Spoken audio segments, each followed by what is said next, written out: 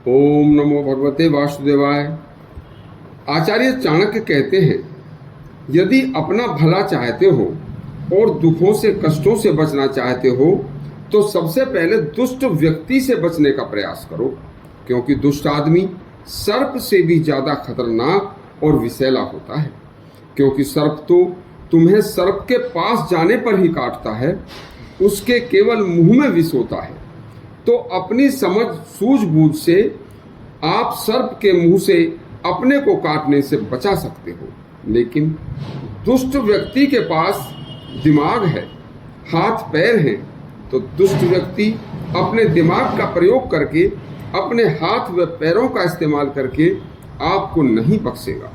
इसलिए दुष्ट मनुष्य से बचने के लिए आपको भी अपने दिमाग का सहारा लेना होगा। तब आप अपनी सूझबूझ से ही प्रयत्न करके दुष्ट से बच सकते हो। आचार्य ने अपनी चाणक्य नीति के अध्याय 17 के 8वें श्लोक में इसका खोलकर वर्णन किया है। सुनिए। तक्षकस्य विषम दंते मक्षकायास्तु मस्तके वृश्चिकस्य विषम पुंछे सर्वांगे दुर्जने विषम। आचार्य कहते हैं कि सज्जन पुरुष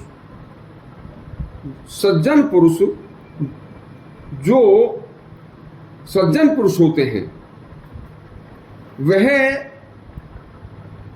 बहुत ही पवित्र होते हैं, लेकिन सज्जन पुरुषों के अलावा जो दुष्ट व्यक्ति होते हैं वह विषधर होते हैं। सर्प के मुख में जो दांत होते हैं, सर्प के उन मुख के अंदर दांतों में विष भरा होता है, बाकी उसके शेष शरीर में कहीं विष नहीं होता।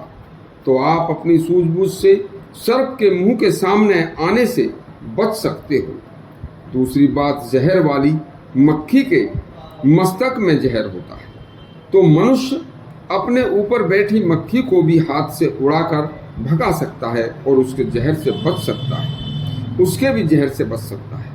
तीसरी बात, आचार्य बिच्छू के जहर की बात बताते हैं, जहर की।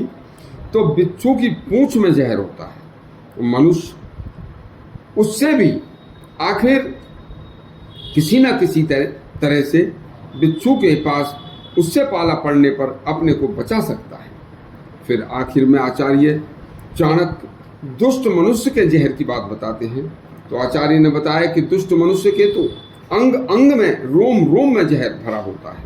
यदि आपका पाला कभी किसी दुष्ट मनुष्य से पड़ जाए तो आपको उस दुष्ट के अंग अंग में भरे जहर से बचना बड़ा कठिन है, क्योंकि संसार भर में जितने भी विषधर हैं, दुष्ट व्यक्ति उन सभी विषधरों में सबसे ज्यादा बड़ा विषधर है।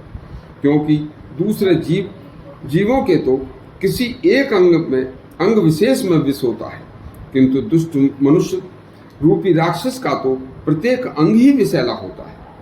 इस पर आचार्य कहते हैं कि दुष्ट मनुष्य देखने में तो सामान्य दूसरे मनुष्यों की तरह मनुष्य लगता है, लेकिन वह दुष्ट व्यक्ति मनुष्य रूप में राक्षस होता है। ऐसे दुष्ट से जैसे भी हो अपनी बुद्धि का सहारा लेकर सदा बचकर रहना चाहिए। यदि आपको चाणक्य का निर्देश अच्छा लगा हो तो हमारा चैनल सब्सक्राइब करें और घंटी दबाएं। धन्यवाद।